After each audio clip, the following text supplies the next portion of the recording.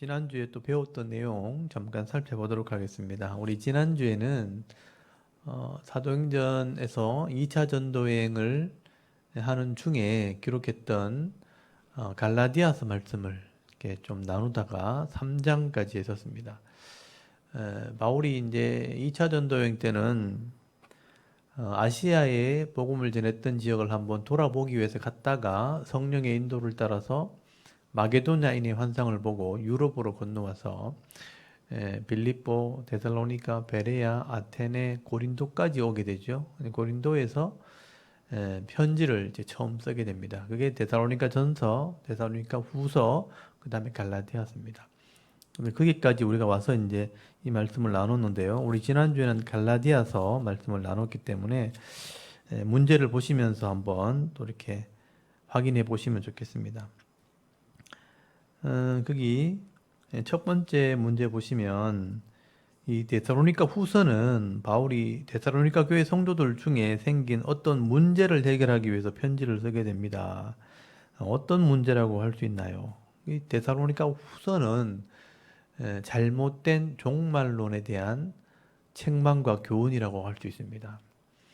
그래서 바울이 데살로니가에서 이제 데살로니가 교회에 한 3주 정도 말씀을 전하면서 예수님의 복음을 전하고 또 종말에 대한 아마 신앙을 가르쳤던 것 같아요. 주님 곧 오실 테니까 신앙생활을 잘 해야 된다, 말씀을 순종해야 된다 할 때 주님 곧 오시면 우리가 뭐 굳이 일할 필요 있겠나, 뭐 직장을 다닐 필요 있겠나 이러면서 이제 일하지 않는 사람이 나오니까 그것은 잘못됐다고 책망하면서 이 데살로니가 후서를 기록하게 된 거예요.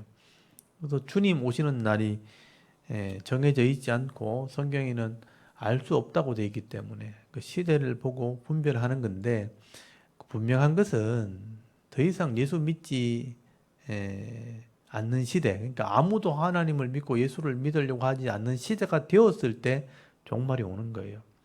그래서 이제 이 세상을 지배하는 악한 영들과 또 세상의 권력자들을 지배하는 이제 적그리스도, 내가 신이라고 하는 사람이 나타나게 된다는 거예요. 그게 종말의 시대 현상입니다. 그런 현상이 나타나고 더 이상 아무리 복음을 전해도 예수 믿지 않을 때, 이제 회개하고 돌아올 사람이 없을 때 하나님 입장에서는 더 이상 복음을 전해도 안 믿으니까 이제 심판할 때가 되었다고 판단하시고 주님이 오신다는 거예요. 그때가 되기 전까지는 최선을 다해서 우리가 사명을 감당해야 되는 게 우리 성도의 삶이라는 겁니다. 근데 그 당시만 해도 주님 곧 오신다 그래가지고 직장 그만두고 교회만 와서 말썽만 피우고 하면 그렇게 하면 안 된다는 거예요. 잘못된 종말론이죠. 지금도 종말이 왔다 그래가지고 세상의 일을 멈추면 안 된다는 거예요. 그래서 이런 잘못된 종말론에 대한 신앙을 이렇게 알려면 데살로니가 후서를 좀 살펴보면 알 수 있다는 것입니다. 그리고 두 번째 보시면 주의 강림이 가까이 왔지만 바울은 먼저 어떤 사람이 나타나야 한다고 말하나요? 어떤 사람이 나타나야 되냐? 적그리스도, 그러니까 내가 신이라 하는 사람이 나타나야 된다는 거예요. 그게 데살로니가 후서의 마지막에 나오는 교훈입니다. 그래서 마지막 시대가 되면요, 죄악의 어떤 선악의 기준, 그러니까 옳고 그름의 기준이 무너지고 사상의 기준도 무너지고 종교의 기준도 다 무너지고 모든 것이 다 인정돼야 된다. 기독교만이 진리가 아니고 모든 것이 다 종교로서의 가치가 있다 하면서 이제 이걸 종교다원주의라 그럽니다. 그래서 이 기독교만이 유일한 구원을 주는 종교가 아니라 모든 종교가 다 의미가 있고 인정돼야 된다는 종교다원주의가 생기면서 이제 기독교가 무너지게 되는 거죠. 그래서 배교 현상도 일어나고 세상을 지배하는 신이라고 하는 존재가 나타나게 된다는 거예요. 그때 이상한 능력도 나타나고 표적도 나타나고 사람들이 신뢰할 만한 여러 가지 현상들을 보여준다는 것입니다. 그런 시대가 되었을 때 이제 종말이 가까웠다는 거죠. 그때 그 모든 것을 전체를 지배하는 신적인 존재가 나오는데 그게 적그리스도예요. 적그리스도. 적그리스도가 나타나야 이제 종말이 가까이 왔다 하는 것을 알 수 있는 겁니다. 그래서 이런 존재가 나타나기 전에는 종말이라고 하기는 좀 어렵다. 성경은 그렇게 얘기를 하고 있습니다. 그 다음에 세 번째, 하나님께서 종말까지 사탄의 활동과 거짓 기적과 표적을 그냥 내버려 두시는 이유는 무엇인가요?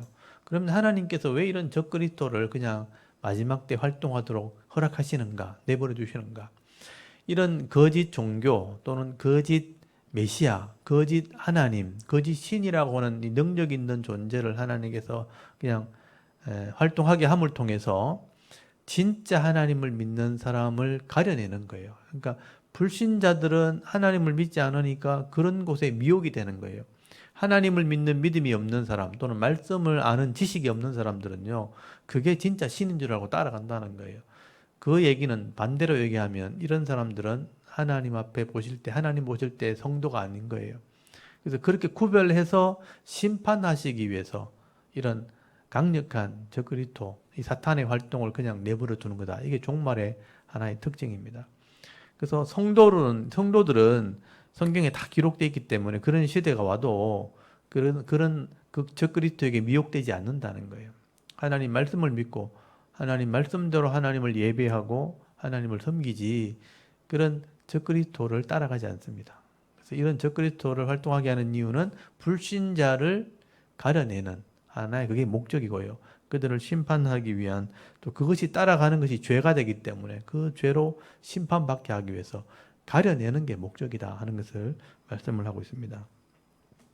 그 다음에 4번에 보시면 바울은 마지막 때를 기다리면서 무질서하게 행하고 일하기 싫어하는 사람이 있다면 어떻게 하라 그렇게 책망을 하나요? 일하기 싫어하면 사명 감당하지 않는 사람 먹지도 말아라 그러면 그렇게 책망을 하는 거죠. 그 당시에 데살로니가 교회 성도들 중에 그런 사람이 있었다는 거예요. 그런 사람들은 자기 사명 감당하지 않고 세상에서 일하기 싫어하면 먹지도 말아라 하면서 강하게 책망을 하는 것을 보게 됩니다. 그 다음에 5번에 보시면 바울은 2차 전도 여행 때 고린도에 머물면서 세 편의 편지를 쓰게 됩니다. 무엇인가요?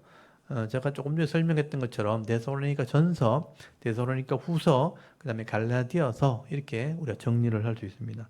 그 다음에 6번째, 바울이 갈라디아 지역에 복음을 전할 때 어떤 이유로 가게 되었다고 말씀하나요? 이 부분은 오늘 우리가 좀 나눌 말씀인데요. 이 갈라디아서 4장에 기록되어 있습니다. 바울이 갈라디아 교회 성도들을 책망을 하면서 내가 너에게 어떻게 거기 가게 되었는가, 어떻게 너희를 만나게 되었는가 하는 내용을 설명을 하게 돼요. 바울이 갈라디아 지역에 복음을 전할 때 병이 들게 됩니다. 몸에 병이 들어서 치료를 하기 위해서 그 동네로 들어가게 되었다. 갈라디아라는 지역에 들어가게 되었다라고 되어 있고, 몸이 얼마나 약하고 이 병든 모습이 초라했는지 내 몸이 너희에게 시험거리가 되었다. 바울을 봤을 때 하나님 말씀을 전하는 사람이 저렇게 몸이 아파서 병들어서 어떻게 하나 하고 시험거리가 될 만큼 몸이 좋지 않았다 하는 표현을 하는 것을 보게 됩니다. 좀 이따 제가 말씀을 나눌 건데요. 병들어서 이 갈라디아 지역에 들어갔다가 그 사람들에게 치료를 받으면서 바울이 복음을 전했다는 거예요. 그래서 이 갈라디아 교회 성도들이 예수를 믿었다는 겁니다. 그렇게 바울을 만났던 사람들이 잘못된 할례당들의 신앙을 받아들이고 변질된 그 신앙을 가지게 될 때 바울이 책망을 하게 된 겁니다. 그 다음에 7번째, 바울은 갈라디아서를 쓸 때 굉장히 화가 나서 있었습니다. 왜 화가 났을까요? 그게 이제 다른 복음을 전하는 사람들의 말을 듣고 바울이 전한 복음을 배척을 하고 그 사람들의 말을 따라간 거예요. 그러니까 다른 복음을 받아들인 것 때문에. 그래서 잘못된 신앙을 받아들인 것 때문에 바울이 굉장히 화를 냈죠. 이게 이제 초기 기독교의 모습의 하나의 약점입니다. 그러니까 오늘날도 마찬가지인데 오늘날 기독교인들 중에 초신자들 또 신앙에 대한 말씀에 대한 지식이 없을 때, 그러니까 무엇이 이 성경적인 신앙인지를 잘 모를 때 잘못된 신앙을 받아들일 수 있다는 거예요. 그게 이제 다른 복음이라고 다 바울은 표현하고 있고요. 오늘날로 말하면 이단이라고 볼 수 있죠. 이단들의 신앙을 잘못 받아들이고 이해할 수 있다. 그래서 바른 지식이 필요한 것이고 바른 지식을 우리가 알기 위해서는 성경을 먼저 이해해야 되는 거죠. 성경이 말하는 바른 신앙이 뭔지를 알고 있어야 되는 겁니다. 그래야 잘못된 게 전달되었을 때 그걸 분별하게 되는 거고 또 가려내게 되는 겁니다. 그래서 오늘날 교회에서 제일 필요한 게 성경에 대한 바른 가르침이죠. 그 가르침이 있을 때 이단도 구별할 수 있고 또 잘못된 것을 지적도 할 수 있는 겁니다. 그런 구분이 안 되니까 그냥 예수님 이름으로만 전하면 하나님이 이름으로만 전하면 그냥 다 그게 신앙인 줄 아는 거예요. 그래서 이걸 알려면 바른 지식이 있어야 되기 때문에 바울이 이것을 가르치기 위해서 편지를 쓰게 된 겁니다. 그래서 이런 편지가 오늘 우리에게도 이런 바른 신앙을 가지는 데는 굉장히 유익이 있다는 거예요. 그래서 하나님이 이걸 성경으로 만들어 준 겁니다. 그래서 이 부분을 잘 배우셔야 됩니다. 갈라디아서 같은 성경을 잘 이해할 때 그냥 행위로 구원받으려고 하는 우리가 삶으로 행위가 있어야 된다 이 강조하는 이게 잘못된 신앙이죠. 그런 신앙을 구별할 수 있는 겁니다. 그 다음에 8번에 보시면 바울은 갈라디아 지역에 있는 교회에 다른 복음을 전하는 자들이 들어왔다고 말합니다. 이 사람들은 어떤 사람들인가요? 그 당시에 이 갈라디아 교회 성도들을 혼란시켰던 이런 다른 복음을 전하는 사람들은 할례당이라 그럽니다. 할례파 기독교인들 또는 할례당이라고 합니다. 할례를 행하고 율법을 지켜야지만 구원받을 수 있다고 주장한 사람들이죠. 이걸 이제 할례당이라 그러거든요. 할례당이 잘못된 구원을 전했기 때문에 이게 구원론에 문제가 있다는 겁니다. 그 다음에 9번 바울은 자신이 전한 복음이 진리라는 것을 강조하면서 이 복음은 어디로부터 온 것이라고 말하나요? 바울이 내가 전한 복음, 보통 그렇게 얘기하거든요. 내가 전한 복음은 예수 그리스도로 말미암은 것이다. 그 예수 그리스도의 계시로 내게 주어진 것이다. 그런 표현을 씁니다. 그러니까 내가 전한 복음은 사람에게서 배운 것이나 사람에게서 전달받은 것이 아니라 예수 그리스도를 통해서 예수님이 보여주신 계시를 따라서 내가 이 복음을 전하게 되었다. 이 복음을 깨닫게 되었다라고 말씀을 하게 됩니다. 그리고 10번에 보시면 바울은 사도권을 무시하는 사람들에게 자신이 사도라는 것을 증거하기 위해 언제부터 하나님께서 나를 택하셨다고 말을 하게 되나요? 이건 바울의 간증이나 마찬가지죠. 바울이 이제 복음을 전할 때 이단들이 할례당들이 바울이 사도가 아니라고 주장을 하면서 바울이 전한 것은 복음이 아니다 이렇게 했기 때문에 사람들이 받아들인 거예요. 바울이 사도가 아니고 12제자도 아니고 또 바울이 전한 복음이 가짜라고 얘기하니까 그 사람들의 말을 믿은 거죠. 왜냐하면 유대에서 왔고 예루살렘에서 온 사람들이 그렇게 말했기 때문에. 그래서 바울이 그 말을 들은 사람들에게 내가 왜 사도가 아니냐고, 내가 사도에 대한 권한이 있다고 그걸 주장하기 위해서 갈라디아서를 쓴 거예요. 그래서 그 중에 하나가 이제 내가 사도가 될 수 있는 것은 내 어머니의 태 속에서부터 하나님이 나를 택하셨다 하는 얘기를 하게 됩니다. 사실은 유대인이었고 처음에는 유대인으로서 기독교를 핍박하는 사람이었는데 바울이 나중에 깨닫고 보니까 그 모든 과정들을 하나님께서 나를 이제 인도해줬다, 나를 택하셨다 하는 것을 스스로 깨닫게 되었다는 거예요. 그래서 어머니의 태에서부터 나를 하나님 택하셨다, 택정함을 입었다 그렇게 표현하는 것을 보게 됩니다. 그래서 이 바울의 이거는 간증이라고 할 수 있습니다. 그 다음에 11번에 보시면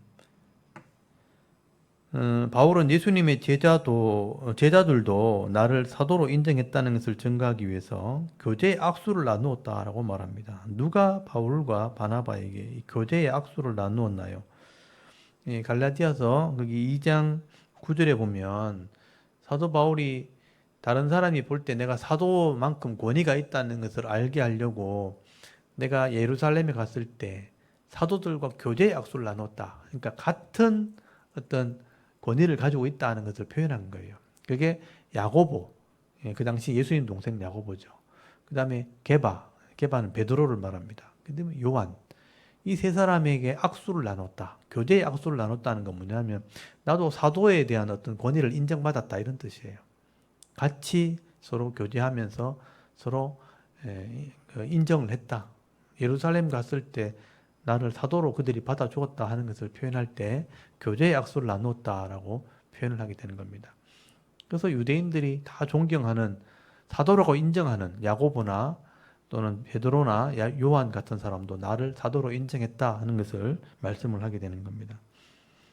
그 다음에 12번에 보시면 바울은 자신이 사도의 권위를 가졌다는 것을 증거하기 위해서 내가 사도의 이 잘못을 책망한 적도 있다 그렇게 말하죠. 바울이 책망한 사람은 누구인가요? 내가 사도의 권위를 가지고 있다는 것을 증명하기 위해서 이걸 계속 설명을 하는 거예요. 그래서 내가 안디옥에 있을 때 이 게바 베드로가 찾아왔을 때 외식하는 걸 보고 내가 책망했다. 그가 이방인들이 왔을 때 외식하는, 그러니까 유대인이 이방인을 가까이 하지 않은 그런 모습을 가까이 하지 않는 율법을 가지고 있기 때문에 그 야고보와 유대인들이 올 때, 정통파 유대인들이 올 때 외식하는 게 이방인을 가까이 하지 않는 것처럼 이방인과 함께 음식을 막 먹고 있었으면서 같이 하지 않는 것처럼 막 외식을 한 거예요. 그러니까 안 그런 것처럼 유대인들에게 잘 보이려고 그렇게 했다는 거예요. 그건 진실하지 못한 모습이다. 이방인이든 또는 유대인이든 동일하게 우리가 기독교인으로 대해야지 유대인들한테 책망받지 않으려고 안 그런 것처럼 하고 이렇게 얼굴에 철판 깎고 있는 거예요. 그걸 외식한다 그러죠. 그렇게 하면 어떡하냐고 막 책망을 했다는 거예요. 초신자들이 보면 뭐라 그러냐고 베드로를 책망할 정도였다라고 하는 것은 내가 베드로만큼 권위가 있다라는 걸 말하는 거예요. 그러니까 이 다른 사람이 볼 때 이 베드로 같은 사람을 내가 책망할 정도라면 사도의 권위가 있다는 것을 이제 인정해 달라는 거죠. 그런 얘기를 하려고 베드로를 책망한 얘기도 바울이 갈라디아서에 기록을 하는 것은 내가 사도를 책망할 만큼 권위가 있는 사람이다 하는 것을 드러내려고 한 것입니다. 그래서 이제 갈라디아 교회 성도들에게 이런 부분을 이제 나타낸 것이죠. 그 다음에 13번에 보시면 바울은 잘못된 구원론에 대해서 책망을 합니다. 구원이라는 것은 율법의 행위로 받는 것이 아니라 무엇으로 받는다라고 말하게 되나요? 오직 믿음으로 받는다. 이게 이제 바울의 하나의 교리가 된 거죠. 구원이라는 것은 죄인이 죄 문제를 해결하고 하나님의 자녀 되는 거잖아요. 하나님의 자녀 되는 것은 인간의 노력으로 하면 안 된다.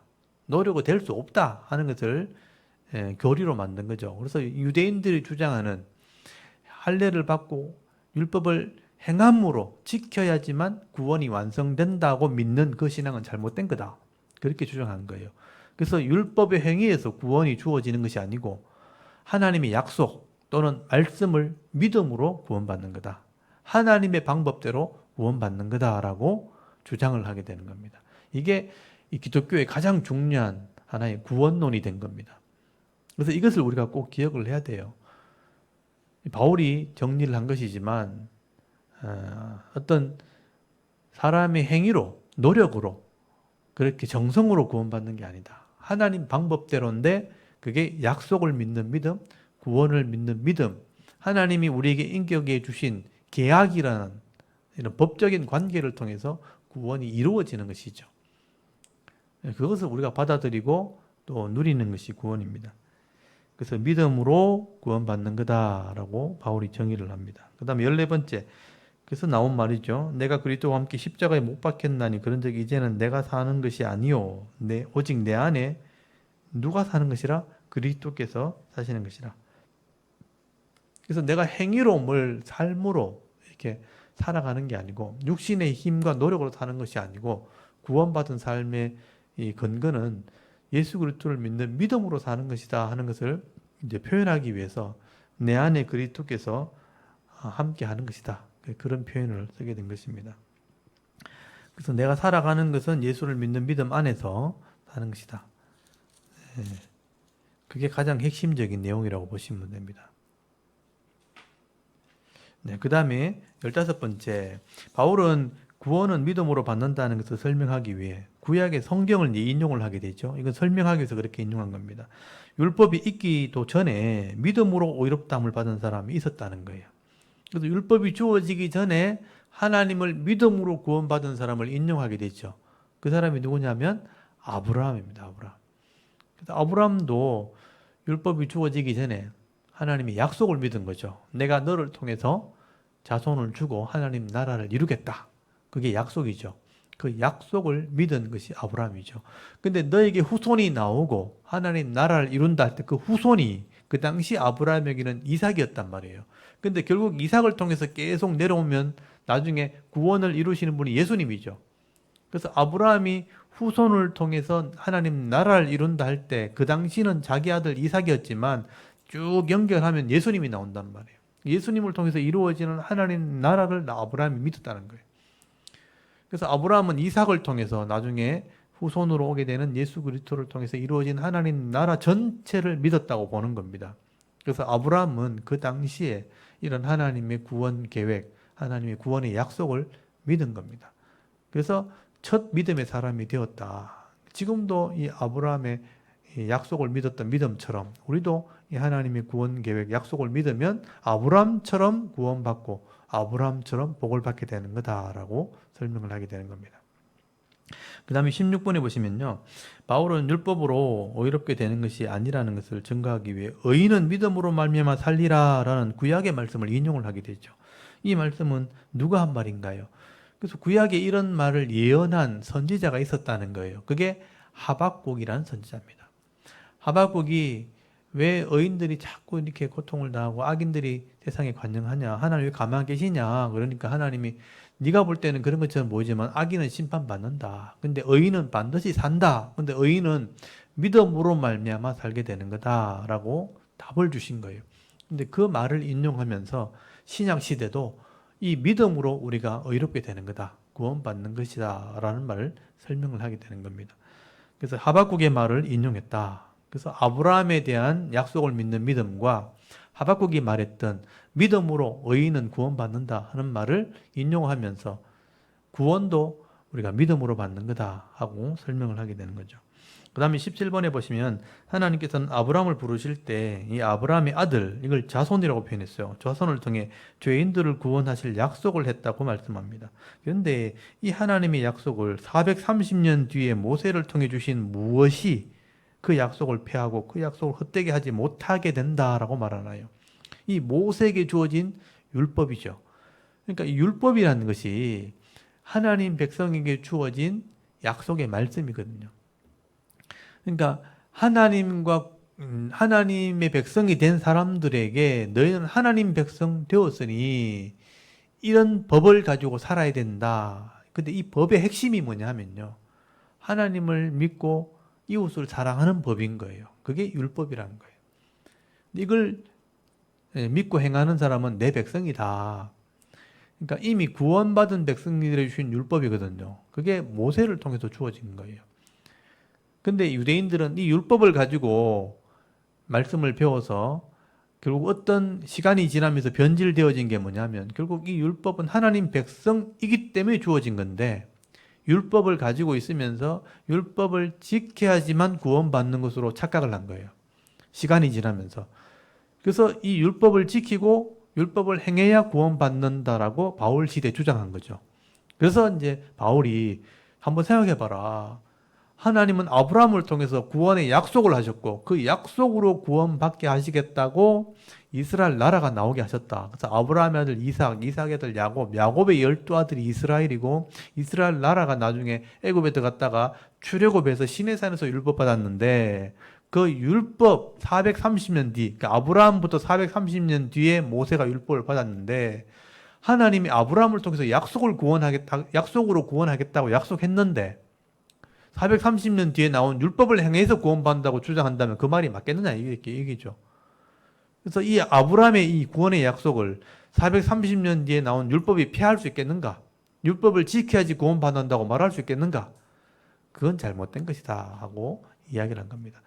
적어도 유대인이라면요 이 말이 무슨 말인지 다 알아듣는 거죠. 우리도 이해는 되는 거죠. 이 말씀을 이해하면. 그래서 바울이 430년 뒤에 나온 율법을 지켜서 구원받는다고 주장하는 것은 이건 잘못된 것이다. 하나님의 약속을 믿음으로 구원받는 거다라고 설명을 하게 되는 겁니다. 18번에 보시면요. 바울은 구원론에 있어서 율법의 행위로 구원받는 것이 아니라 오직 믿음으로 구원을 받는다고 말합니다. 그럼 율법은 어떤 역할을 하는 것이라고 설명하게 되나요? 그래서 갈라디아서에 율법은 우리가 죄인이라는 것을 알게 하는 역할이다. 그래서 우리의 범법함을 위해 우리 죄성을 가지고 있는 죄인이 죄를 지은 사람이라는 것을 알게 하는 역할인 거죠. 안 그러면 죄가 뭔지 모른다는 거예요. 그 죄인인 것을 알게 해서 이 죄 문제를 해결할 방법이 없을까 하고 예수님을 믿게 되는. 그래서 이 율법은 죄인인 것을 알게 하는 게 첫 번째 목적. 두 번째는 죄 문제를 해결하기 위해서 예수님께 가야 된다. 예수님께로 이끌어가는, 예수님께 가게 하는 역할을 하는 거예요. 예수를 믿게 하는 역할을 하는 거다. 그래서 마치 비유로 말하면 아무것도 모르는 초등학교 교사와 같이 학교로 데리고 갔다가 집으로 데리고 갔다가 하는 그런 역할을 하는 것이다 라고 설명을 하는 거예요. 유대인들에게 율법의 용도를 그런 식으로 설명을 하는 겁니다. 그 다음에 19번에 보시면 내가 믿음으로 말미암아 그리스도 예수 안에서 하나님의 아들이 되었으니 누구든지 그리스도와 합하기 위하여 세례를 받은 자는 무엇으로 입었다 그렇게 말하네요. 그리스도로 옷 입었다. 예수님과 하나 되었다 이런 의미예요. 세례 받았다는 건 뭐냐면요.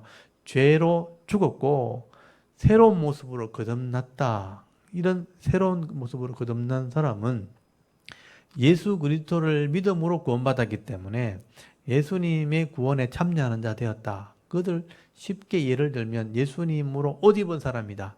내가 예수님처럼 되었다. 그런 의미가 된다는 거예요. 그러니까 예수님과 하나 되었다. 예수님 백성이 되었다. 그래서 나라의 개념이 아니 유대인이든 헬라인이든 이방인이든 죄 문제를 해결하고 예수 믿으면 예수 그리스도 옷 안에 다 들어온 거죠. 예수 그리스도 안에 들어온 것이기 때문에 다 하나가 되는 거다. 다 하나님 백성 되는 거다. 다 예수님과 한 몸이 되는 거다. 이런 의미예요. 그래서 아프리카 사람이든 아시아 사람이든 유럽 사람이든 미국 사람이든 다 예수 믿으면 다 하나님의 백성이 되는 겁니다. 예수 그리스도의 모습으로 살아가는 거다라고 설명을 하는 거죠. 그래서 이걸 이제 전 세계의 교회는 하나다. 그런 식으로 표현을 하게 되는 겁니다. 이게 이제 갈라디아서 3장까지 지난번에 배웠던 내용들을 제가 점검한 겁니다. 오늘은 4장부터 할 텐데요. 우리 족보 한번 또 빨리 외우고 진도를 나가겠습니다. 아담의 10대 손 우리 외워볼게요. 아담, 셋, 에노스, 게난, 마할랄렐, 야렛, 에녹, 무두실라, 라멕, 노아. 홍수 심판 이후에는 셈, 함, 야벳 중에 셈의 후손이 예수님 족보에 들어갑니다. 셈의 10대 손이죠. 셈, 아르박사, 셀라, 에벨, 벨렉, 르, 수룩, 나홀, 데라, 아브라함이죠. 아브라함이 하나님 약속을 믿고 후손들이 나와서 하나님 나라를 이루게 되죠. 그래서 이스라엘이 나라가 생기고 왕이 생깁니다. 그래서 다윗과 솔로몬까지 아브라함에서 다윗과 솔로몬까지 이게 아브라함의 족보죠. 그래서 아브라함, 이삭, 야곱의 12아들이 이스라엘 나라가 됩니다. 그 중에 예수님 족보에 들어간 사람은 유다죠. 유다, 베레스, 헤스론, 람, 아미나담, 나손, 살몬, 보아스, 오벳, 이세, 다윗이 왕이 돼요. 실제로 왕이 되고 나라를 다스리고 솔로몬이 세상을 지배합니다. 근데 우상을 섬기는 바람에 나라가 둘로 나눠지는 거예요. 물질을 따라갔던 10지파가 잘못되었다는 것을 깨닫게 하려고 망하는 모습을 보여줍니다. 그러니까 여로보암부터 호세아까지 여로보암이 금송아지 만들죠. 바하사, 여로보암 나답이 태어났는데 왕이 됐는데 바하사가 심판해버리죠. 엘라가 왕이 되었는데 또 우상을 섬기니까 또 심판해버리죠. 시므리가 왕이 되었는데 오므리가 심판합니다. 오므리는요 아합을 낳았는데 아합이 이방 신을 가지고 들었죠. 그래서 아하시아, 요람 비참하게 죽습니다. 예후가 심판을 해버리고 그 다음에 예후가 심판하고 난 뒤에 잘 했으면 좋겠는데 또 4명의 왕이 나오는데 타락합니다. 요아스, 여로보암, 스가랴. 물질 때문에 우상 때문에 타락하죠. 그 다음부터 반역이 계속 일어나요. 살룸이 반역하죠. 그 다음에 모나헴이 반역하고 브가히아가 태어났는데 베가가 반역하고 호세아가 또 반역합니다. 그러니까 결국 아수르가 와서 다 흩어버리고 섞어버리고 끝나버리죠. 그러니까 북쪽 이스라엘은 우상을 따라가다가 망한 지파가 되고요. 그 다음에 2지파가 남았는데 이 유다 지파와 베냐민 지파가 겨우 믿음으로 이어가죠. 솔로몬의 아들 르호보암 악을 행합니다. 또 아비암 또 악을 행하죠. 근데 아사가 좀 개혁을 합니다. 근데 또 타락하고 그다음 요사밭이 조금 개혁을 했는데 아달랴가 들어오는 바람에 이세벨의 딸이죠. 그 밑에 왕이 4명이 타락을 하게 됩니다. 그래서 이 요사밭의 아들 밑에 요람, 아하시아, 요아스, 아마시아 다 타락해서 비참하게 죽습니다. 그 다음에 우시아가 개혁을 합니다. 근데 너무 잘했는데 교만해서 문둥병 걸려 죽어요. 그다음 요담, 아하스, 히스기야 때 마지막으로 번창을 했는데 나중에 15년 더 사는 바람에 교만해서 타락을 합니다. 그래서 므낫세가 태어나서 나라를 망하게 만듭니다. 그 다음에 이제 아몬, 요시야 일꾼을 키우고요. 요아스 애굽에 잡혀가지고 요야김 1차 포로, 요야긴 2차 포로, 시드기야 3차 포로에서 나라가 망합니다. 포로되어 잡혀가서 겨우 몇 사람 돌아와서 성전을 짓고 회복하는데 또 타락해서 나중에 이 제국들에게 짓밟히게 되어지고 나중에 그 언약이 이방인으로 넘어가게 되었죠. 그래서 이제 포로 가서 돌아온 왕들 14명이 나오는데 여고냐, 여호야긴 왕부터 예수님까지. 그래서 여호야긴, 여고냐, 스알딜, 스룹바벨 돌아와서 성전을 지었지만 타락하죠. 그 다음에 아비옷, 엘리야김, 아소르, 사독, 아킴, 그 다음에 엘리옷, 엘라살, mat단, 야곱, 요셉, 예수님이 태어납니다.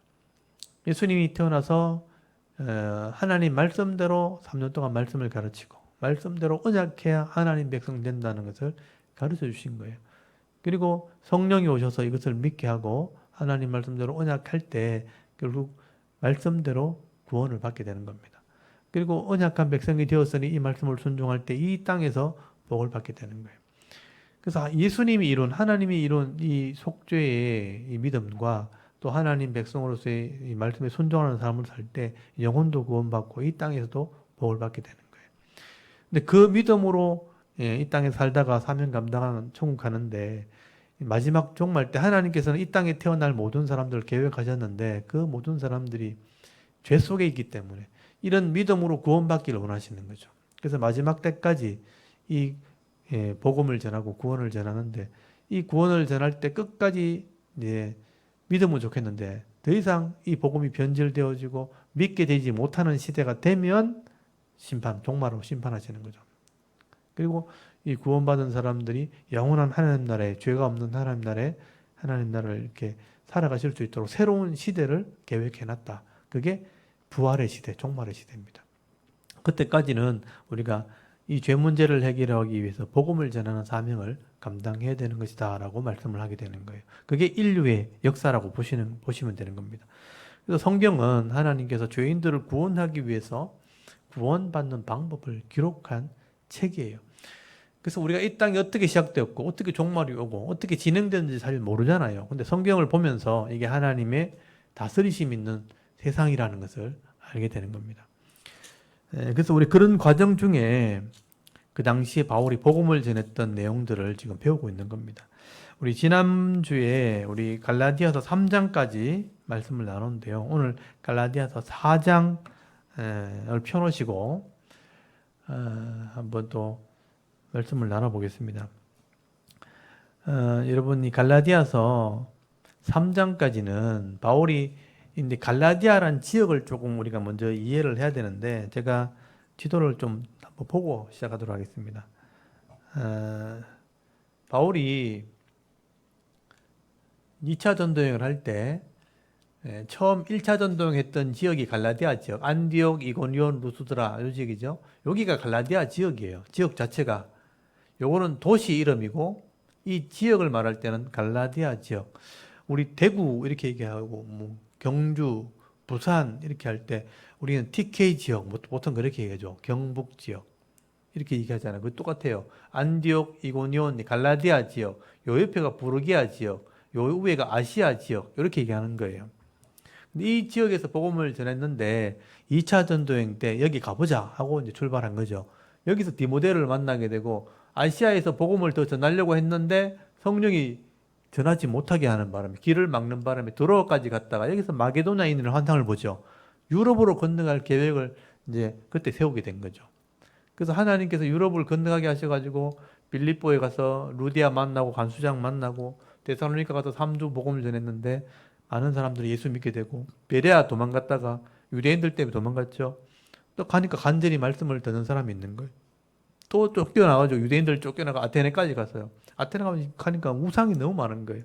거기서 우상을 믿는 사람들에게 아레오바고 언덕에서 막 부활을 얘기했더니 아무도 안 믿는 거예요. 쫓겨나가지고 쫓겨나다시피 이제 혼자 이제 고린도에 가게 된 거죠.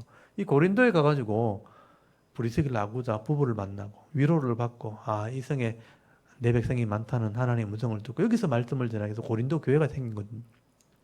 여기서 이제 바울이 고린도 교회에서 있다가 데살로니가 교회 성도들 소식을 듣고 신앙생활 잘한다는 얘기 듣고 데살로니가 전서를 쓰죠. 근데 종말의 잘못된 얘기를 듣고 이제 데살로니가 후서를 쓰게 된 거예요. 그 다음에 이제 갈라디아 지역이 여기잖아요.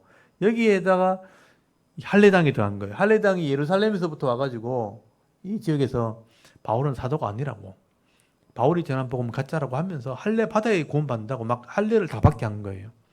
바울이 이 소식을 여기서 듣고 갈라디아서를 쓰게 된 겁니다. 그래서 이제 갈라디아서 3장까지가 그런 내용이잖아요. 다른 복음을 전하면 저주를 받는다면서 내가 받은 계시는 그리스도께 받은 거다 하면서 내가 사도될 권위가 왜 없냐. 예루살렘 갔을 때 베드로와 야고보와 악수를 했던 사람이고 베드로를 책망했던 사람이고 내가 사도의 권위가 있는 사람이라고 막 주장을 하는 거예요.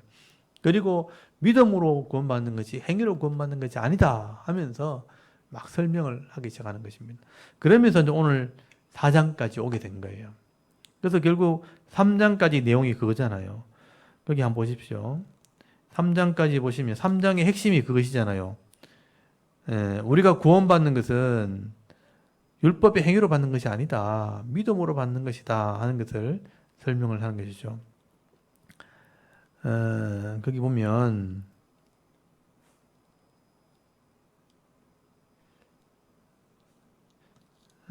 거기 2장 한번 보십시오. 2장 16절 사람이 의롭게 되는 것은 율법의 행위로 말미암음이 아니요 오직 예수 그리스도를 믿음으로 말미암은 줄 알므로 우리도 그리스도 예수를 믿나니 이는 우리가 율법의 행위로서가 아니요 그리스도를 믿음으로써 의롭다함을 얻으려 함이라. 율법의 행위로서는 의롭다함을 얻을 육체가 없느니라. 이게 제일 핵심이에요. 율법의 행위로 구원받는 거 아니다. 그래서 이제 3장에 아브라함의 예를 들고 이렇게 하는 거죠. 아브라함이 약속 믿고 구원받은 거다. 그리고 여러분 3장 거기 17절 한번 보세요. 3장 17절 보면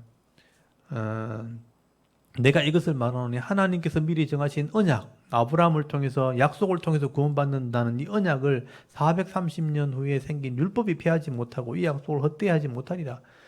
그러니까 율법은 아브라함보다 훨씬 뒤에 주어진 건데 그 율법을 행함으로 구원받는다고 하는 게 말이 되냐. 아브라함이 약속이 먼저다 하는 것을 하게 되는 거예요.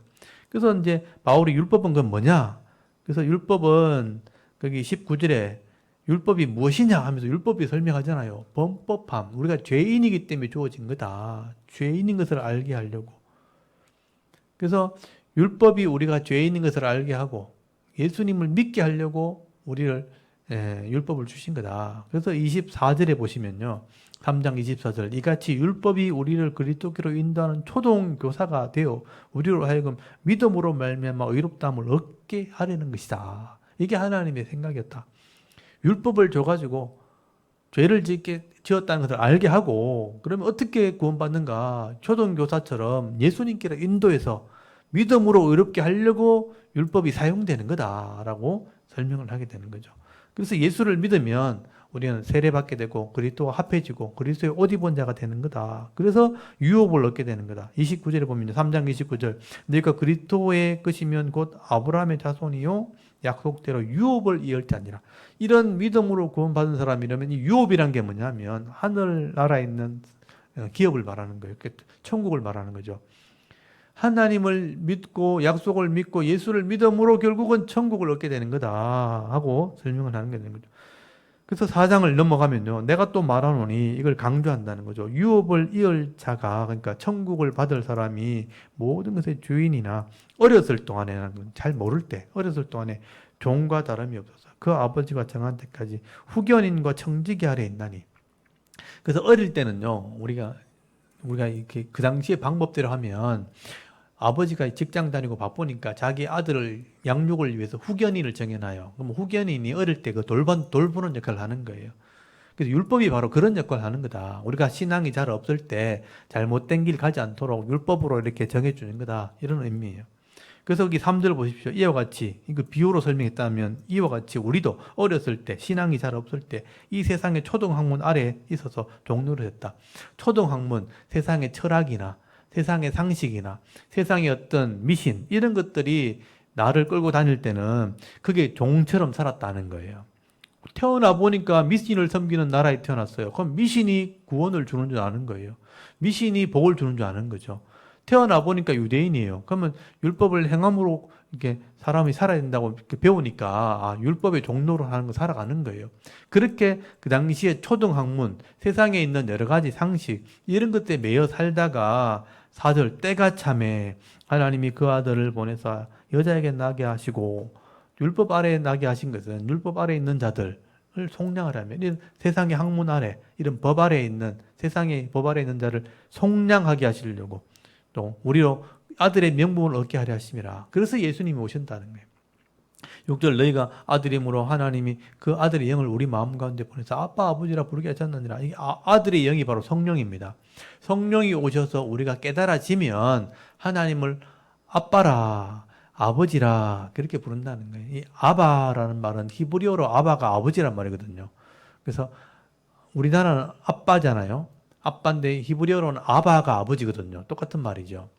그래서 우리가 하나님을 아바라, 아빠라 또는 아버지라 부르게 되었다. 성령을 통해서 믿게 되면 하나님을 영적인 아버지가 되기 때문에 아버지라고 부르는 겁니다. 그래서 우리가 하나님 아버지 보통 그렇게 얘기하죠. 아버지, 하나님 아버지 보통 그렇게 부르는 것처럼 성령을 통해서 깨달아지면 그렇게 부르게 된다는 거예요. 7절에 보면 그러므로 내가 이후로는 종이 아니요. 그러니까 세상의 학문이나 세상의 미신이나 세상의 어떤 법에 매여 있는 그런 종이 아니고 하나님의 자녀, 아들이 됐다. 아들이 됐다는 표현이 뭐냐면요. 상속자가 되었다는 뜻이에요. 하늘의 상속자. 그러니까 아들이면 하나님으로 말미암아 유업을 받을 자니라. 이 말은 유업이 하늘의 상급을 말하거든요. 그러니까 이걸 받을 자격이 되니까 상속자를 말하는 거죠. 그래서 우리가 세상의 죄의 종이나 법의 종이나 세상의 어떤 미신의 종이 아니라 하나님의 자녀가 되었다. 하나님의 아들이 되었다는 것은 하늘의 것을 상속받을 자격이 되었다. 바울이 그렇게 표현을 하는 겁니다. 그래서 8절 보시면요. 그러나 너희가 그때에는 하나님을 알지 못하여 본질상 하나님이 아는 자들에게 종로로 됐다. 그러니까 예수 믿기 전에는 하나님을 몰랐으니까 세상의 법의 지배를 받았다는 거예요. 그래서 세상의 종로로 타는 자였다. 근데 9절 이제는 예수 믿은 이후에는 너희가 하나님을 알 뿐 아니라 더욱이 하나님이 아신 바 되었다. 하나님이 너희를 아는 존재가 되었으니 어찌 다시 약하고 천박한 초등학문으로 돌아가서 다시 그들에게 종로로 타려 하느냐. 하나님의 자녀가 되었고 예수 믿고 구원받은 백성이 되었으면 하나님 법을 따라가면 되지. 말씀대로 살면 되지. 근데 구원받으려고 다시 무슨 행위를 해야 된다. 할례를 받아야 된다 하는 그걸 따라가려고 하느냐. 다시 육신의 종이 되려고 하느냐. 10절 내가 날과 달과 절기와 해를 삼가 지키니 그러니까 이런 날을 지켜야 되고 절기를 지켜야 되고 이걸 지켜야 구원받는다고 하는 그런 교리를 따라가려고 하느냐. 11절에 내가 너희를 위하여 수고한 것이 헛될까 두려워하노라. 내가 복음을 전했고 예수 믿음 구원받았다고 하는 이 복음이 헛되지 않으려면 다시는 그런 행위로 구원받으려고 하는 그런 법을 따라가면 안 된다는 거예요. 그래서 12절부터 형제들아 내가 너희와 같이 되었은즉 너희도 나와 같이 되기를 구하노라. 내가 내게 해롭게 하지 아니하느니라. 내가 처음에 육체의 약함으로 말미암아 너에게 복음을 전한 것을 내가 아는 바라. 여기 13절에 내가 처음에 하는 거 있죠. 내가 너희를 처음 만났을 때 어떻게 만났느냐 그거 설명하는 거예요. 처음에 너희 만났을 때 내 육체의 약함으로 말미암아 만난 거 아니냐. 이 육체의 약함이 뭐냐면 내가 병들었을 때 치료하려고 들어갔다가 너희를 만난 거 아니냐. 14절에 너희를 시험하는 것이 내 육체에 있어되 이것을 내가 업신여기도 아니하며 버리지도 아니하고 오직 나를 하나님의 천사와 같이 또는 그리스도 예수와 같이 영접하였도다. 내가 육신이 병이 들었는데 너무 초라하고 너무 비참한 모습이었는데 몸에 이 시험거리가 있었는데 내가 그걸 업신여기지도 않고 천사처럼 나를 영접해줬다. 그 순수함, 그 착한 마음이 어디 갔느냐 이 말이죠. 15절에 너희의 복이 지금 어디 있느냐. 내가 너희에게 정하노니 너희가 할 수만 있었더라면 너희 눈이라도 빼어 나에게 주었으리라. 그러니까 바울이 얼마나 이렇게 눈이 안 좋았으면 눈이 안 보이고 눈이 이제 병들었으면 이 옆에 있는 이 갈라디아 성도들이 저 사람 눈이 저렇게 안 좋은데 내 눈이라도 빼주면 좋겠다라고 말할 정도였다는 거예요. 그러니까 바울이 눈이 굉장히 안 좋았다는, 눈에 병이 있었다는 것을 알 수 있어요. 그래서 안질이 있었다고 보통 얘기하는 거예요. 그러니까 이 옆에 있는 갈라디아 사람이 얼마나 착했으면 내 눈을 빼서 저 사람 줬으면 좋겠다라고 말할 정도였으니까 그만큼 아팠다는 거예요.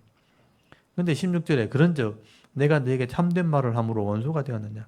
그들은 이제 할례당이죠. 잘못된 신앙을 전한 사람들이 너에게 대하여 열심 내는 것은 좋은 뜻이 아니요 오직 너희를 이간시켜 너희로 그들에게 대하여 열심을 내게 하렴이라.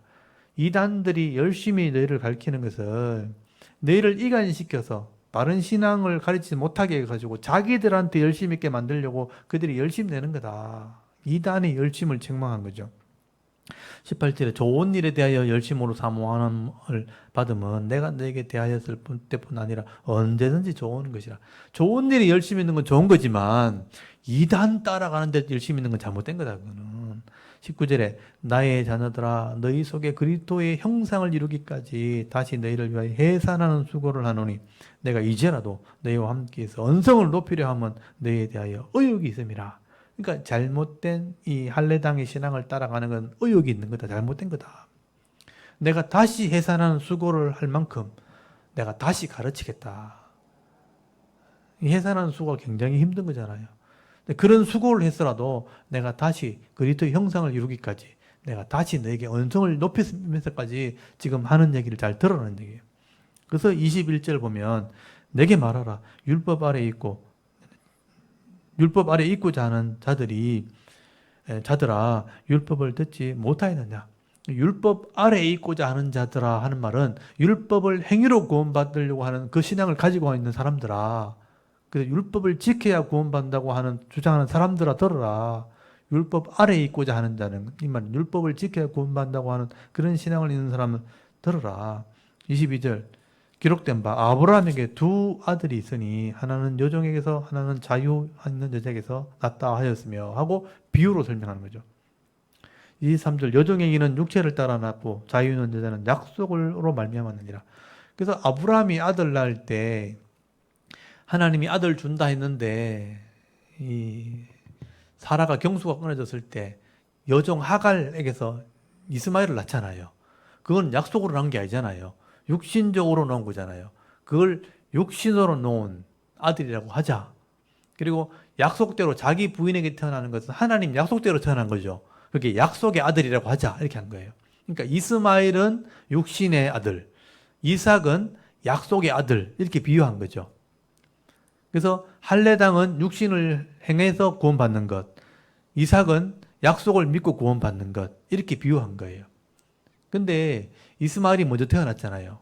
나중에 이삭이 태어나죠. 약속의 아들이 태어나죠. 근데 이스마엘이 13살 때 이삭이 태어나거든요. 그죠? 이스마엘이 13살 되었을 때, 그러니까 86세인가 그때 이제 이스마엘이 이제 태어나거든요. 그러니까 13년 후에 이삭이 태어난단 말이에요.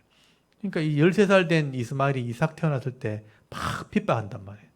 그래서 나중에 이스마엘이 쫓겨나거든요. 약속의 아들 이삭에게 유업을 주기 위해서 이 이스마엘은 하갈하고 쫓겨나잖아요. 그래서 나중에 아랍 족속이 되거든요. 근데 그 얘기를 가지고 설명을 하는 거예요. 그래서 24절에 보면요. 이것은 비유다. 비유니 이걸 비유로 내가 설명해 보겠다. 이 여자들은 두 언약이라. 하나는 시내산에서부터 종을 낳은 자니 곧 하갈이라. 그 시내산에서 율법이 주어졌잖아요. 그 율법을 지켜서 구원받다고 주장하는 할례당은 하갈이라고 하자. 이렇게 한 거예요. 그 다음에 이 하갈은 아라비아에서 있는 시내산에서 지금 있는 예루살렘과 같은 곳이니 그가 그 자녀들과 더불어 종노릇하고 오직 위에 있는 예루살렘은 자유자니 곧 우리 어머니라. 그러니까 위에 있는 예루살렘은 뭐냐면 하늘에 있는 예루살렘, 새 예루살렘을 얘기하는 거예요. 이거는 약속을 통해서 주어지는 거거든요. 이건 사라라고 하자, 이삭이라고 하자 이렇게 한 거예요. 자유하는 자라는 건 뭐냐면 주인을 말하죠. 여자 주인. 사라를 말하는 겁니다. 이게 우리의 어머니라. 그래서 28절 형제들아 너희는 이삭과 같이 약속의 자녀라. 그러니까 예수 믿는 성도는 하나님의 약속을 믿고 구원받은 사람들이니까 이삭과 같이 약속으로 하나님 자녀된 사람들이죠. 근데 29절 그러나 그때 육체를 따라 난 자가 그 창세기 보면 육체를 따라나는 자가 이제 이스마엘이죠. 자가 성령을 따라나는 그 약속을 따라나는 자를 박해한 것 같이 이제도 그러하도다. 이스마엘이 태어났을 때 나중에 이삭이 태어나면 박해를 했단 말이에요. 지금도 마찬가지라는 거예요. 육신을 통해서 구원받아야 된다고 하는 주장하는 할례당들이 약속을 예수님을 믿고 약속을 믿고 구원받은 이 기독교인들을 핍박을 하는 거예요. 지금도 똑같다는 겁니다. 박해를 하는 거는. 근데 30절 보세요. 그러나 성경이 무엇을 말하느냐? 여종과 그 아들을 내쫓으라. 여종의 아들이 자유 있는 여자의 아들과 더불어 유업을 얻지 못하리라 하였다는 거예요. 이스마엘이 이삭을 박해할 때 이 사라가 아브라함한테 얘기하니까 이삭이 약속의 아들이고 진짜 아들이니까 이스마엘을 쫓아냈다는 거예요. 실제 유업은 이삭에게 약속은 넘어간 거, 이삭에게 넘어갔죠. 그래서 이삭이 야곱을 낳고 이렇게 된 거잖아요. 그것처럼 31절 그런즉 형제들아 우리는 여종의 자녀가 아니요 자유 있는 여자의 자녀니라.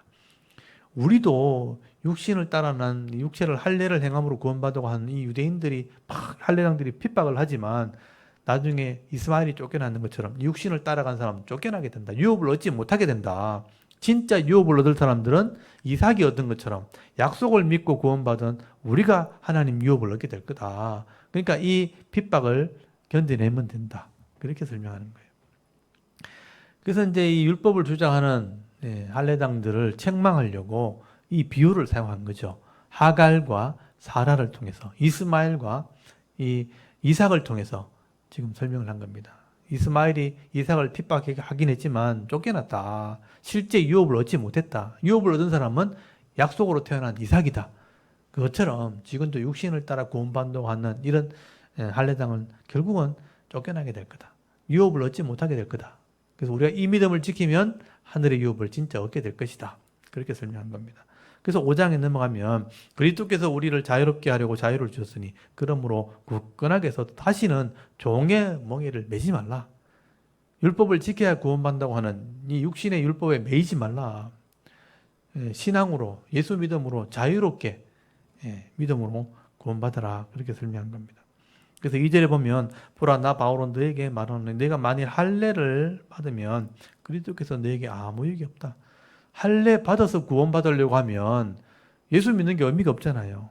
그래서 할례 자체가 구원이 아니다는 겁니다. 3절 내가 할례를 받는 각 사람에게 다시 정언하노니 그는 율법 전체를 행할 의무를 가진 자라. 율법 안에서 의롭다함을 얻으려 하는 자는 그러니까 율법 안에서 의롭다함을 얻으려고 하는 것은 뭐냐면 율법을 행함으로 구원받으려고 하는 사람들, 그렇게 믿는 사람들, 율법을 완전히 지켜야 구원받는다고 하는 사람들, 너희는 그리스도에게서 끊어지고 은혜에서 떨어진 자로다. 이렇게 믿으면 구원 못 받는다. 은혜에 떨어진 자가 되는 거다. 5절 우리가 성령으로 믿음을 따라 의의 소망을 기다리노니 성령을 통해서 약속을 믿음으로 구원받는 거다. 그렇게 설명하는 거죠. 6절에 그리스도 예수 안에는 할례나 무할례나 효력이 없어되 사랑으로 역사하는 믿음뿐이니라.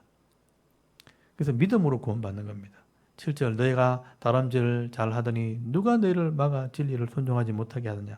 그 권면은 너희를 부르신 이에게서 난 것이 아니니라. 적은 누룩이 온 덩이에 퍼지느니라. 잘못된 신앙이 들어오면 작은 누룩이지만 온 덩이가 변질돼 버린다는 거죠. 이단의 사상은 잘못된 건 우리가 따라가면 안 된다는 뜻입니다. 10절 나는 너희가 아무 다른 마음을 품지 아니할 줄을 주 안에서 확신하노라. 그러나 너희를 요동하게 하는 자는 누구든지 심판을 받으리라. 형제들아 내가 지금까지 할례를 전한다면 어찌하여 지금까지 박해를 받으리요. 그리하였으면 십자가의 걸림돌이 제거되었으리니 너희를 어지럽게 하는 자들은 스스로 베어버리기를 원하노라.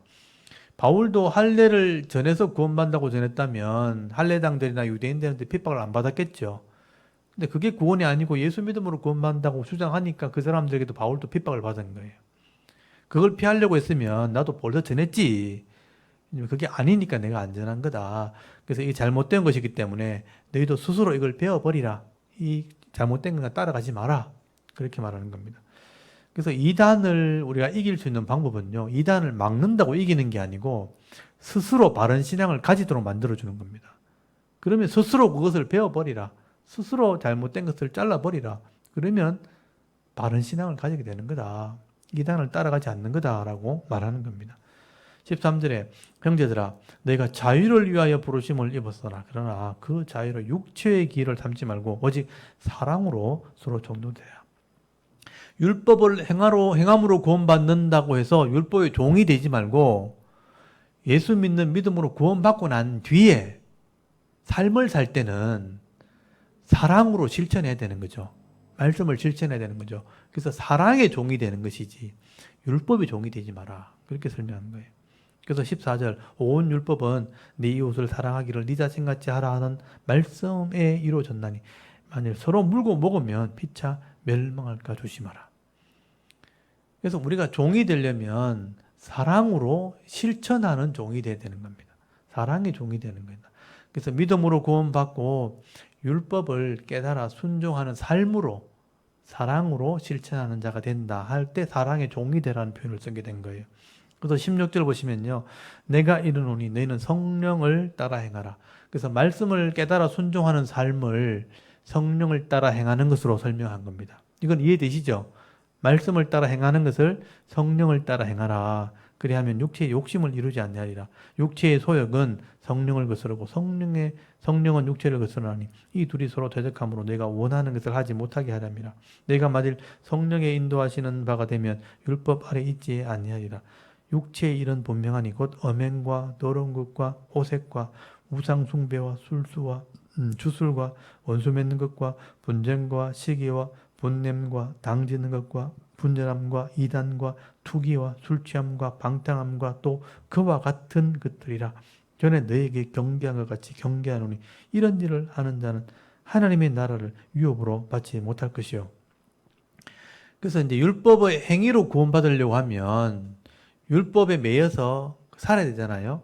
근데 육신에 매여서 율법의 행위로 구원받으려고 하면 이런 삶을 살게 된다는 거예요. 그러니까 엄행과 더러운 것과 술 취함과 이런 우상 숭배와 이런 것을 벗어나지 못하게 되는 겁니다. 근데 성령을 따라 행하게 되어지면 말씀을 따라 행하기 때문에 삶의 변화가 나타나게 되는데 22절에 보면요. 오직 성령의 열매는 사랑과 희락과 화평과 오래 참음과 자비와 양선과 충성과 온유와 절제니 이 같은 것을 검증할 법이 없느니라. 그렇게 말씀하죠.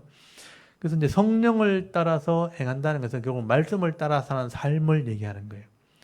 육신을 따라서 율법을 행함으로 구원받는다고 주장은 하지요.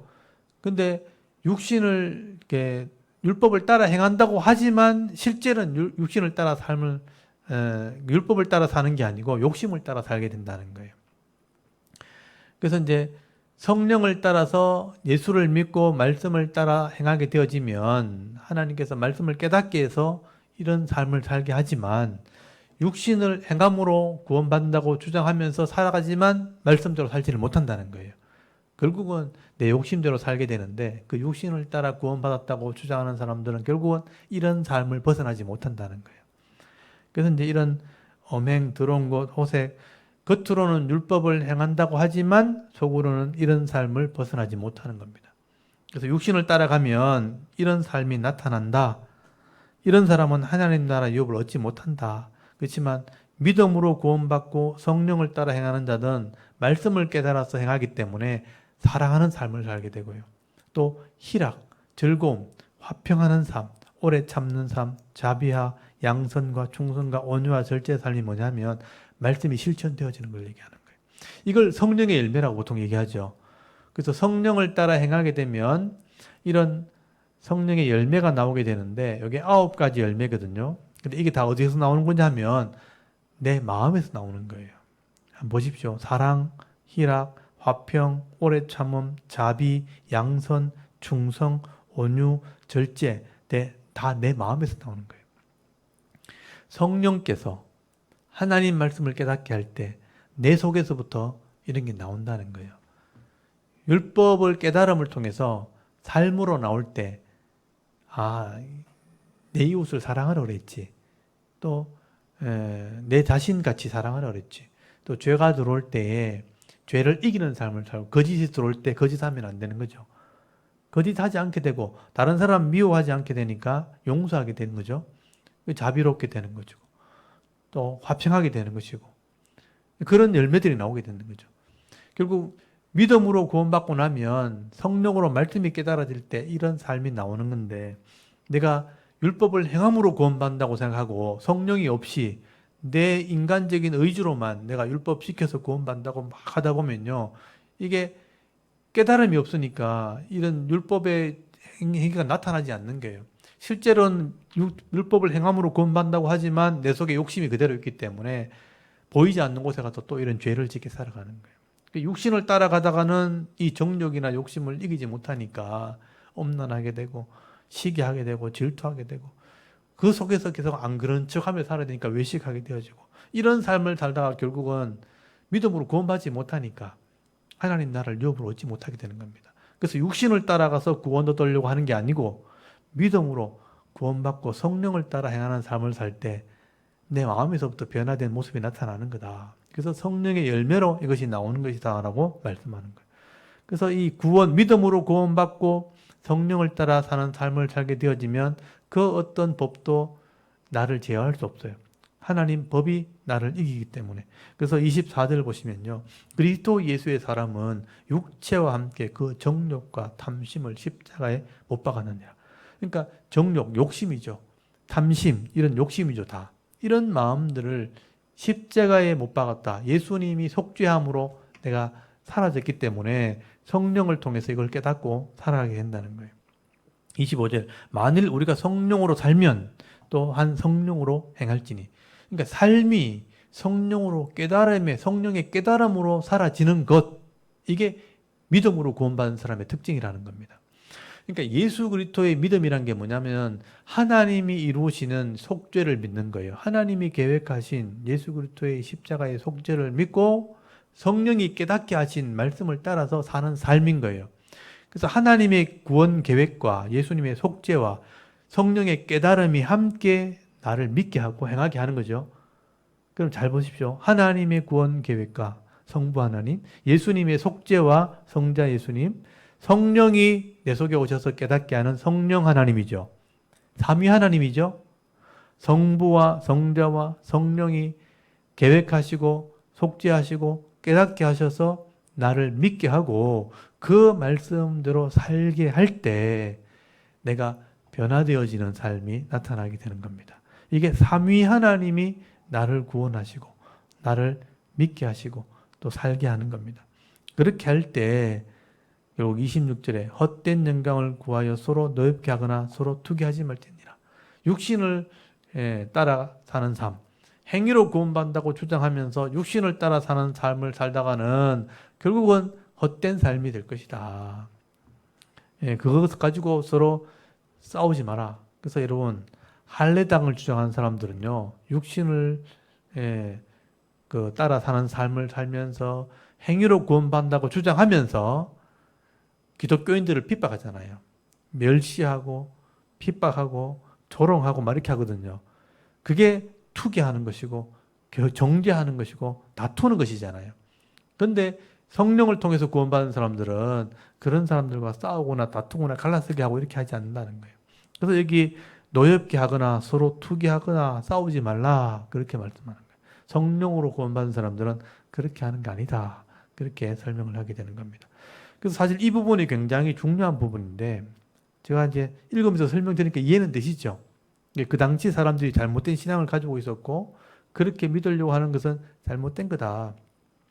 그래서 하나님의 계획대로 이 속죄를 통해서 구원받는 것을 약속이니까 믿음으로 구원받고 그 성령이 오셔서 말씀을 깨닫게 할 때 이 말씀의 삶을 살게 되면 그게 사랑이 되는 거다. 또 화평이 되는 거다. 또 충성이 되고 온유고 절제가 되고 오래 참음이 되는 거다.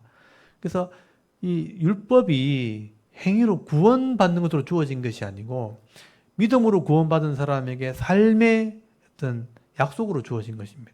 성령을 통해서 주어진 것이기 때문에 성령을 통해서 깨닫는 삶으로 나가는 것이 구원받은 삶이라고 설명하게 되는 겁니다.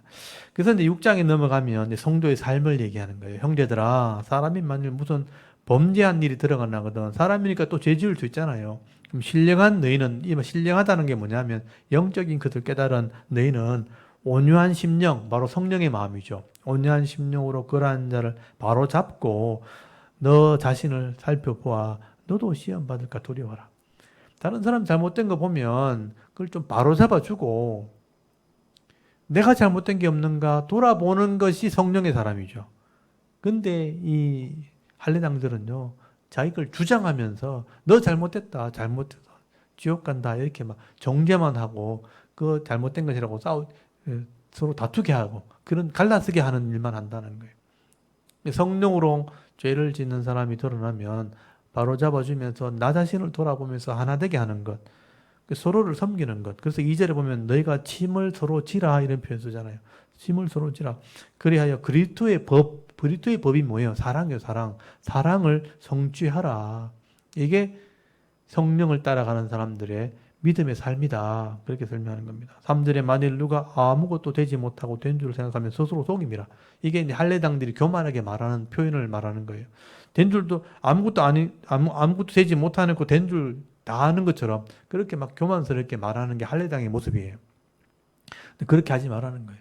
겸손하게 다른 사람을 섬기고 바로잡아주고 서로 짐을 져주고 나 자신을 돌아보고 그렇게 해야 되는 거다. 4절에 각각 자기 일을 살피라. 그리하면 자랑할 것이 자기에게 있어도 남에게 있지 않냐. 내 스스로 그냥 자랑할 게 있을지 모르지만 남에게 그렇게 안 한다는 거예요. 5절 각각 자기 짐을 질 것이라. 내 책임은 내가 지는 것이다. 6절에 가르침을 받는 자는 말씀을 가르치는 자와 모든 좋은 것을 함께하라. 가르침 받는 자, 성도죠. 말씀을 가르치는 자, 사도나 또는 목사를 말하죠. 서로 화합하는 거다. 좋은 걸 같이 하는 거다. 7절 스스로 속이지 말라. 하나님은 업신여김을 받지 아니하시나니 사람이 무엇으로 심든지 그대로 거두리라. 그래서 자신의 육체를 위하여 심는 자는 육체로부터 썩어질 것을 거두고 성령을 위하여 심는 자는 성령으로부터 영생을 거두리라. 육신의 행위로 구원받으려고 내 노력으로 막 하는 사람들은 결국은 말씀을 이루지 못해요. 내 욕심 때문에. 그래서 이 보면 썩어질 것을 거두게 되고 성령을 따라서 말씀을 깨닫는 삶을 살게 되면 성령이 주신 열매를 맺게 되는 거죠. 그래서 영생을 거두게 되는 겁니다. 9절에 우리가 선을 행하되 낙심하지 말지니 포기하지 아니하면 때가 이름에 거두리라. 그러므로 우리는 기회 있는 대로 모든 이에게 착한 일을 하되 또 믿음의 가정들에게 할지니라. 그래서 교회 안에 성도들이요 서로 잘 섬기란 뜻이에요. 교회 안에서 만났으니까 서로를 좀 잘 섬기고 잘못된 게 드러나면 막 지적만 하지 말고 서로 잘할 수 있도록 같이 짐을 져주는 거예요. 나도 돌아보면서 내가 잘못된 게 있으니까 이제 서로 지적을 당할 수 있잖아요. 그러니까 저 사람만 잘못했다고 막 지적하다 보면요. 나도 잘못한 게 있거든요. 그러면 똑같이 싸우는 일이 벌어지는 거예요. 그래서 서로 잘 섬기는 자가 되라. 그래서 착한 일을 하되 또 믿음의 가정들, 성도들끼리 잘 지내야 된다라고 설명을 하는 겁니다.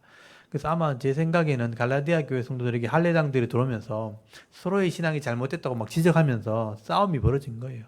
서로 갈라서고 다투고 하니까 그렇게 하는 건 잘못된 거다.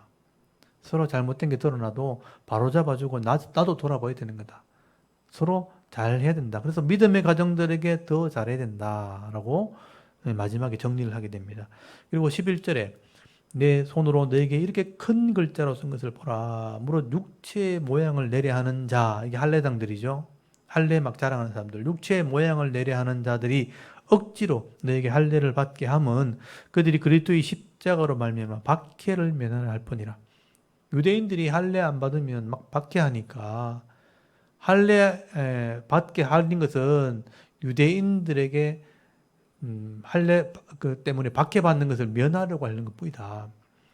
그러니까 이방인들이 예수 믿으면요, 할례당들은 할례를 행하고 받고 율법 지켜야 구원받는다고 자꾸 주장하거든요. 근데 바울은 이방인들은요, 할례를 행하지 않거든요. 예수 믿으면 구원받는 거예요. 그러면 되는데 유대인들이 할례를 행하지 않으면 구원받지 않는다고 막 박해를 하니까 그 박해 피하려고 할례를 받는 것밖에 안 된다. 그렇게 주장하는 거예요. 그래서 13절에 할례를 받은 그리스도 그들이라도 스스로 율법을 지키지 않냐고, 너에게 할례를 받게 하려는 것은 그들이 너의 육체를 자랑하려 함이라. 그러니까 할례를 받아야 구원받는다고 말은 해놔놓고 할례를 다 받아놓고 실제로 말씀대로 사는 사람이 아무도 없다는 거예요. 자기들은 그냥 할례 그게 구원의 표라는 거예요. 그냥 그래놓고 말씀대로 안 살고 거짓을 행하고 악을 행하고 뭐 욕심대로 살면 그거는 그리스도의 삶이 아니죠. 그냥 육체만 할례 받았다고 자랑하는 것밖에 안 된다는 거예요. 14절에 그러나 내게는 우리 주 예수 그리스도의 십자가 외에 결코 자랑할 것이 없으니, 왜냐하면 십자가를 믿음으로 구원받았으니까. 그리스도로 말미암아 세상이 나를 대하여 십자가에 못 박히고 내가 또한 세상에 대하여 그러하니라. 할례나 무할례가 아무것도 아니로되 오직 새로 지으심을 받은 것만이 중요하니라. 무릇 이 규례를 행하는 자에게와 하나님의 이스라엘에게 평강과 긍휼이 있을지어다. 이후로 누구든지 나를 괴롭게 하지 말라. 내가 내 몸에 예수의 흔적을 지니고 있노라. 바울은 복음을 전하다가 핍박받고 매를 맞고 이렇게 상처 입은 이런 예수님 때문에 받은 흔적을 도리어 자랑하지 할례를 자랑하지 않는다. 그렇게 말하는 겁니다. 그래서 그게 아까 15절에 있는 것처럼 할례나 무할례나 아무것도 아니로되 새로 지으심을 받은 것만, 그러니까 거듭난 자의 모습, 이게 중요하다는 거죠. 새로 지음을 받은 게 뭐냐면 거듭난 자의 모습으로 살아가는 것, 그게 더 중요하다라고 설명한 겁니다. 18절 형제들아 우리 주 예수 그리스도의 은혜가 너희 심령에 있을지어다. 아멘. 이게 축도죠. 보통 우리가 예수 그리스도의 은혜와 하나님의 사랑하심과 또 성령의 은사가 무리에게 있을지어다. 보통 그렇게 하거든요. 그러니까 형제다 우리 주 예수 그리스도의 은혜가, 하나만 얘기했잖아요. 은혜가 너희 심령에 있을지어다. 이게 이제 축도에 해당되는 겁니다. 오늘날에 예배 마치고 나는 축도. 우리 주 예수 그리스도의 은혜가 너희 심령에 있을지어다. 보통 우리가 이제 성도들의 머리 위에 있을지어다. 보통 그렇게 하거든요. 심령에 있을지어다. 이것도 굉장히 의미 있는 말인 것 같아요. 축도할 때 이렇게 하는 것도 괜찮겠네요. 예수 그리스도의 은혜와 하나님의 사랑하심과 성령의 은사가 성도들의 심령에 있을지어다. 그렇게 축도, 복을 빌어주는 기도를 하면 되겠네요. 그죠? 이게 갈라디아서의 내용입니다. 그래서 갈라디아서의 내용은 결국 할례당들이 갈라디아 지역에 들어가서 이 바울이 사도가 아니라고 얘기하는 거예요. 바울이 전한 복음도 가짜다고 전하는 거예요. 그래서 우리가 유대교의 전통을 따라서 할례 받아야 된다. 그리고 율법을 지켜야 구원받는다고 주장하니까 할례를 다 받은 거예요. 또 이방인들인데도 할례 다 받고 이래야 구원받았다. 할례 받았으니까 구원받았다. 그렇게 한 거예요. 근데 실제 삶은 말씀대로 안 사는 거예요. 그리고 서로 막 지적하고 할례 안 받은 사람들 막 욕하면서 너희 구원 못 받았다면서. 그러니까 할례 받아놓고 실제로 말씀대로 안 살면서도 할례 때문에 우리는 구원받았다고 막 자랑하고 다니고 너희는 구원 안 받았다고 막 서로 갈라치기 하고 나누고 막 이렇게 교회에서 이렇게 한다는 거죠. 그래서 바울이 이런 말씀을 쓴 거예요. 그건 잘못된 신앙이다. 믿음으로 하나님 약속을 믿는 믿음으로 구원받았고 그리고 성령을 통해서 깨달아 서로 섬기는 것이 교회의 모습이 돼야 된다. 그게 신앙입니다. 육체를 따라 그렇게 할례 받았다고 주장하면 서로 욕심을 따라 살기 때문에 시기하고 다투고 결국은 하나님 욥을 얻지 못하는 거다. 성령을 따라 행하면서 사랑과 희락과 온유와 자비와 양선과 오래 참음과 이런 열매를 맺어야 이게 하나님 백성이다. 그렇게 이제 설명을 하게 된 거예요. 이해되시죠? 그래서 이 잘못된 구원론을 가지게 되어지면 구원론에 갇혀버리고 이 사람만 구원받았다라고 주장하게 되는 거예요. 그게 오늘날의 구원파와 같은 그런 사람들이에요. 이렇게 해서 구원받는 거다. 말씀대로 구원받는 거예요. 그리고 다른 사람 막 정죄하는 거죠. 저 사람 구원 없는 것이라고. 이렇게. 구원파가 제일 먼저 이렇게 전도하는 게 바로 그거예요. 잘못된 구원론을 전하면서 당신 구원 못 받은 거라고. 이렇게 설명하는 거예요. 그래서 우리가 시키는 대로 해야 구원받는 것이라고. 이렇게 주장하면서 이제 자기들의 교리를 전하게 되는 겁니다. 그래서 말씀대로 약속대로 구원받는 것을 우리가 이해하려면 성경을 바로 알아야 됩니다. 하나님의 구원 계획이 뭔지 구약에서부터 하나님께서 계획 세우셨고 이 신약 당시에는 신약 성경이 없었잖아요. 이건 나중에 바울이 정리해서 성경이 된 것이고, 이 당시만 해도 갈라디아 교회 성도들에게는 신약 성경이 없었단 말이에요.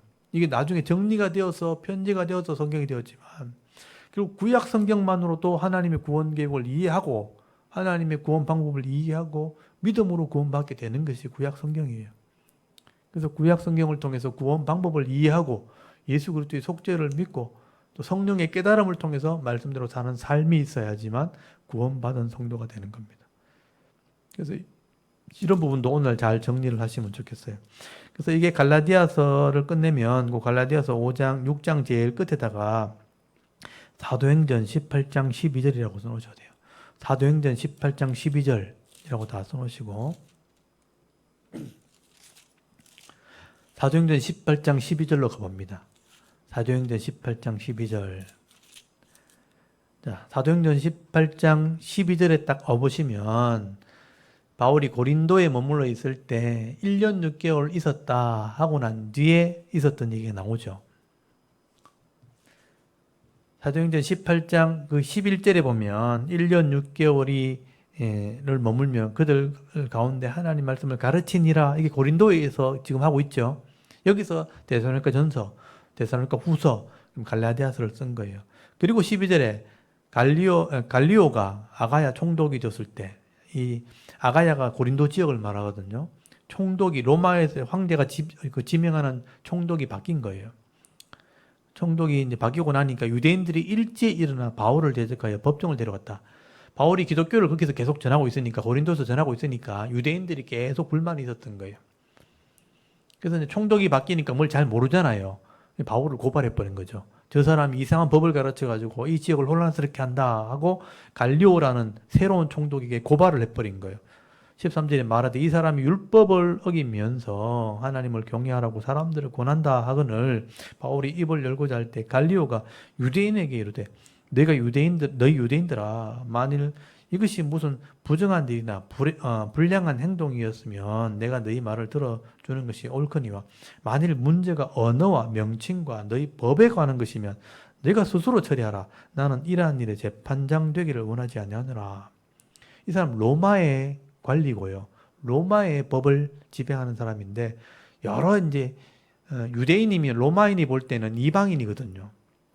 여러 지방 사람들이 와가지고 그들의 종교 문제 가지고 다툼을 일으켰으니까 이들이 무슨 도둑질 했다든지 아니면 실제 사람을 죽였다든지 이런 것으로 고발했으면 재판을 할 수 있지만 종교적인 문제, 그 언어적인 문제, 전통의 문제 가지고 다툼이 생겼다면 너희 문화에서 생긴 거니까 너희들이 알아서 해결해라. 로마의 법으로는 내가 재판하지 않겠다라고 거부를 해버리는 거예요.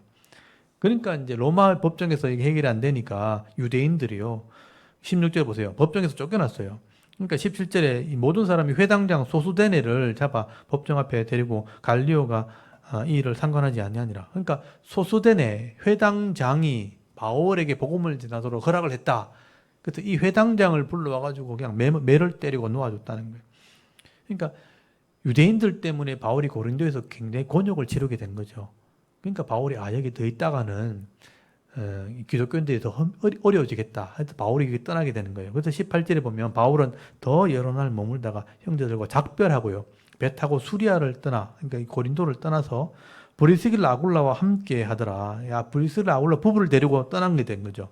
바울이 일찍이 서원이 있으므로 겐그레아에서 머리를 깎았더라.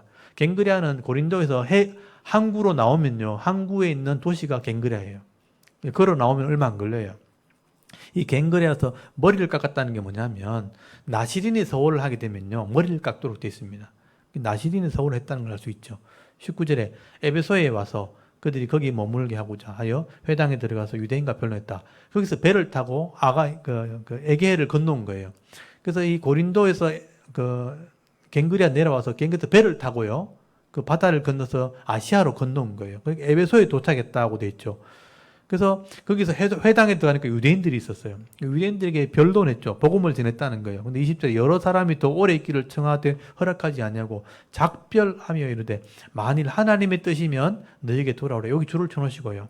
약속을 하게 돼요. 바울이 에베소에 갔을 때 하나님의 뜻이 있으면 내가 다시 오겠다 하고 배를 타고 에베소를 떠나 가이사랴 지중해를 건너가지고 가이사라 예루살렘 쪽으로 들어오게 된 거죠. 이스라엘 땅으로 넘어와서 교회 안부를 묻고, 이 교회가 뭐죠? 예루살렘 교회입니다. 예루살렘 올라가서 안부를 묻고 인사를 하고 난 뒤에 안디옥 처음 출발했던 곳으로 돌아오게 되었다. 그리고 23절 얼마 있다 떠나 갈라디아와 부르기아 땅을 차례로 다니며 모든 제자를 굳건하게 하니라. 지금 예루살렘 가서 안디옥으로 돌아왔다가 얼마 있다가 떠났다고 돼 있죠. 이게 3차 전도 여행이에요. 지금 2차 전쟁 돌아오는 얘기를 하고 있죠. 그래서 여러분 지도를 좀 보시면요. 지도 한번 보십시오. 여기 보시면 고린도에서 지금 편지 쓰고 난 뒤에 갱그레아가 바로 밑에 있죠. 갱그레아가 항구 도시 바로 앞입니다. 갱그레아에서 여기서 데살로니가전서, 데살로니가 후서, 갈라디아서를 쓰고 난 뒤에 이 갱그레아에서 에베소로 가죠. 에베소. 에베소가 바로 건너편에 있어요. 여기 에게를 건너면 에베소입니다. 에베소 갔다가 내가 다시 오겠다 하고 나서 배를 타고 가이사라 왔다가 예루살렘 교회에 가서 안부를 묻고 안디옥으로 돌아왔다. 이게 이제 2차 전도의 끝이에요. 그러니까 안디옥에서 출발해가지고 아시아 지나서 마게도냐 환상 보서 유럽 가서 한 바퀴 돌아서 고린도 갔다가 1년 6개월 있다가 에베소 갔다가 이렇게 가이사라, 예루살렘, 안디옥. 이게 2차 전도의 끝이에요. 근데 내가 에베소에 갔을 때 하나님의 뜻이면 다시 오겠다 그랬단 말이에요. 그 약속 때문에 얼마 있다 떠나 하는 거 있죠. 이게 3차 전도여행의 출발입니다. 얼마 있나 떠나, 그래 갈라디아와 부르기아 하는 거죠. 부르기아. 이게 같은 곳이죠. 여기를 지나서 어디로 갔냐? 에베소로 가게 된 거죠.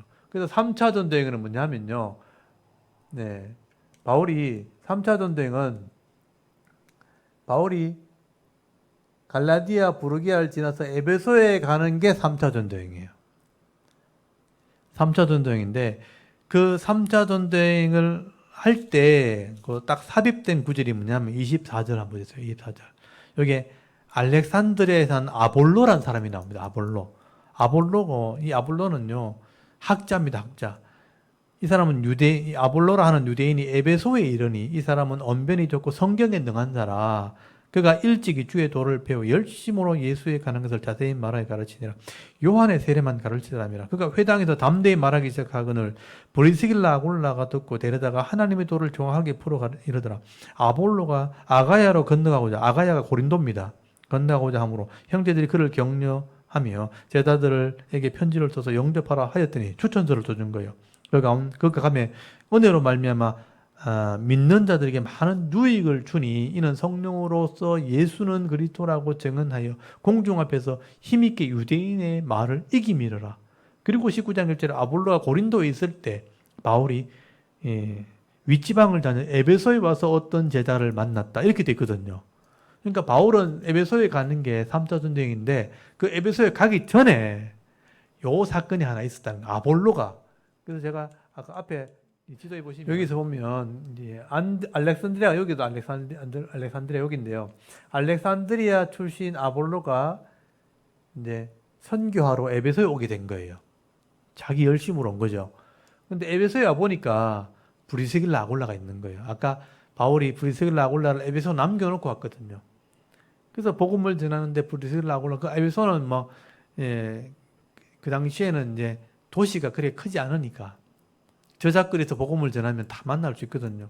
그래서 이제 아볼로를 브리스길라 아굴라가 만나가지고 보니까 세례 요한의 세례만 알고 예수님에 대한 얘기를 모르니까 브리스길라 아굴라가 예수의 복음을 전한 거죠. 도리어 아볼로 학자한테 전하니까 아볼로가 듣고 그것을 깨닫게 된 거죠. 예수를 믿고 어떻게 이렇게 신앙을 가졌나 하니까 고린도에 있을 때 바울에게 배웠다는 거예요.